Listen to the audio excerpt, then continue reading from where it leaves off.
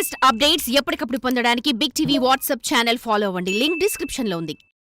ఈ అనంత విశ్వంలో జీవ వైవిధ్య ఆనవాళ్ల కోసం మనిషి పడే ఆరాటం అంతా ఇంత కాదు. అణువు నుంచి అనంతం వరకు అన్వేషణ కొనసాగిస్తూనే ఉన్నాడు.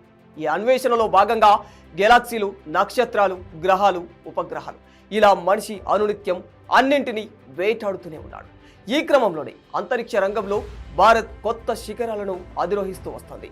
భారతీయ అంతరిక్ష పరిశోధనా సంస్థ ISRO, US space agency NASA, European space agency ESA సహా ప్రపంచంలోనే అనేక అంతరిక్ష పరిశోధన సంస్థలు విశ్వం గుట్టు విప్పేందుకు ఎప్పటికప్పుడు అనేక ప్రయత్నాలు చేస్తూనే ఉన్నాయి. ఇందులో భాగంగానే 2024వ సంవత్సరంలో ఎన్నో ప్రతిష్టాత్మక మిషన్లను నింగిలోకి చేరవేశాయి. అయితే ఈ అనంత విశ్వంలో ఎక్కడో ఒకచోట మనిషిని పోలిన జీవి ఏదైనా ఉంటుందేమో, మనం ఊహించుకునే గ్రహాంతరవాసులు నిజంగా ఉన్నారేమో, లేదా భూమిలా మనిషి జీవించడానికి యోగ్యంగా మరేదైనా గ్రహం ఉందేమో అనే ఆలోచనే ఇలా అంతరిక్షంలో జీవం ఆనవాళ్లను వెతుకుతూ మనిషి దండయాత్ర మొదలైంది.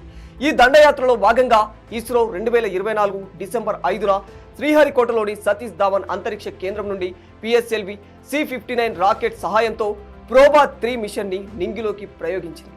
ఈ మిషన్లో 2 ఉపగ్రహాలు కరోనాగ్రాఫర్ వోల్టర్ సూర్యుడి కరోనాను అంటే సూర్యుడి బయటి పొరను అధ్యయనం చేస్తాయి. వోకల్టర్ ఉపగ్రహం కృత్రిమ సూర్యగ్రహణాన్ని సృష్టిస్తే కరోనాగ్రాఫ్ సూర్యుడి కరోనాపై పరిశోధన చేస్తుంది.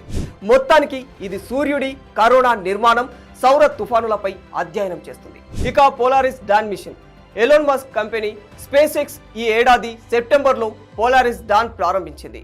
ఇందులో భాగంగా స్పేస్ ఎక్స్ డ్రాగన్ క్యాప్సూల్లో వ్యోమగాములను నింగిలోకి తీసుకెళ్లింది. ఈ మిషన్ తొలిసారిగా స్పేస్ లో ప్రైవేట్ స్పేస్ వాక్ నిర్వహించింది. భూమికి తక్కువ కక్షలో శాస్త్రీయ సాంకేతిక పద్ధతులలో దాదాపు 40 రకాల పరిశోధనలు చేపట్టింది. అలాగే స్పేస్ ఎక్స్ తయారు చేసిన సూట్ ని పరీక్షించడంతో పాటు మైక్రో గ్రావిటీలో మనిషి శరీరం పనితీరు, కిడ్నీల పనితీరు, కిడ్నీల్లో రాళ్లు ఏర్పడటం, స్పేస్ లో సిపిఆర్ ప్రొసీజర్ లాంటి అనేక అంశాలపై అధ్యయనం చేపట్టారు. మరోవైపు అమెరికాకు చెందిన అంతరిక్ష పరిశోధనా సంస్థ నాసా కూడా అక్టోబర్లో యూరోపా క్లిప్పర్ మిషన్ను చేపట్టింది. జూపిటర్ ఉపగ్రహమైన యూరోపాను అధ్యయనం చేయడమే ఈ మిషన్ ఉద్దేశం. ఈ మిషన్ 2030 నాటికి 1.8 బిలియన్ మైళ్లు ప్రయాణించి గురుగ్రహానికి చేరుకుంటుంది.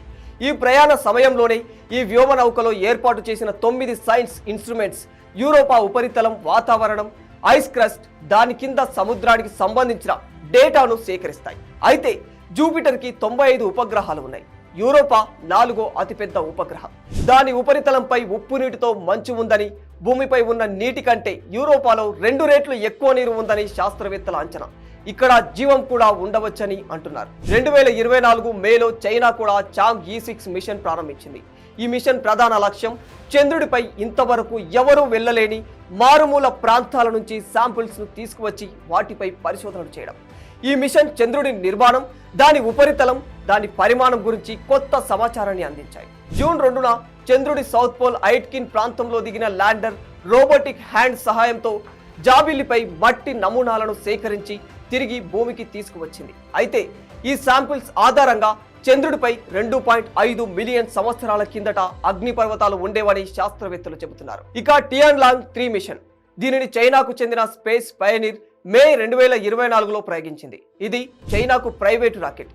ఈ మిషన్ ఉద్దేశం భూమి కక్షలో కృత్రిమ ఉపగ్రహాలను ఉంచడం. టియాన్లాంగ్ 3 కమర్షియల్ గా అంతరిక్ష సామర్థ్యాలను పెంచడానికి చైనా ఈ మిషన్ ను చేపట్టింది. Smart lander for investigating moon, దీనిని షార్ట్ కట్ గా స్లిమ్ మిషన్ అంటాం. జపాన్ అంతరిక్ష సంస్థ జాక్సా జనవరి 2024లో దీనిని ప్రారంభించింది. చంద్రుడిపై ఖచ్చితమైన ల్యాండింగ్ సాంకేతికతను పరీక్షించడం దీని ముఖ్య ఉద్దేశం. మిషన్లో చంద్రుడిపై ల్యాండింగ్తో అమెరికా, రష్యా, చైనా, భారత్ల తర్వాత చంద్రుడి మీద సేఫ్ గా ల్యాండింగ్ చేసిన 5వ దేశంగా జపాన్ రికార్డుకెక్కింది. పెరోగ్రైన్ 1 మిషన్, ఈ మిషన్ ను ఆస్ట్రోబోటిక్ కంపెనీ జనవరి 2024లో ప్రారంభించింది. ఇది NASA commercial lunar payload services ప్రోగ్రాంలో చేర్చారు. ఇది చంద్రునికి పేలోడ్లను అందించడానికి రూపొందించారు. ముఖ్యమైన డేటాను సేకరించడానికి ఈ మిషన్ చేపట్టారు. కానీ ల్యాండింగ్ అనుకున్న విధంగా జరగలేదు. ఏదేమైనా 2024వ సంవత్సరం అంతరిక్ష రంగానికి చాలా ప్రత్యేకమని చెప్పుకోవచ్చు. ఎందుకంటే ఈ 2024వ సంవత్సరంలో అంతరిక్ష సంస్థలు నింగిలోకి ప్రయోగించిన మిషన్లు అంతరిక్ష పరిశోధనల్లో అంచెలంచెలుగా ప్రతిష్టాత్మక పురోగతిని అందించాయి. For more videos like this, subscribe Big TV channel.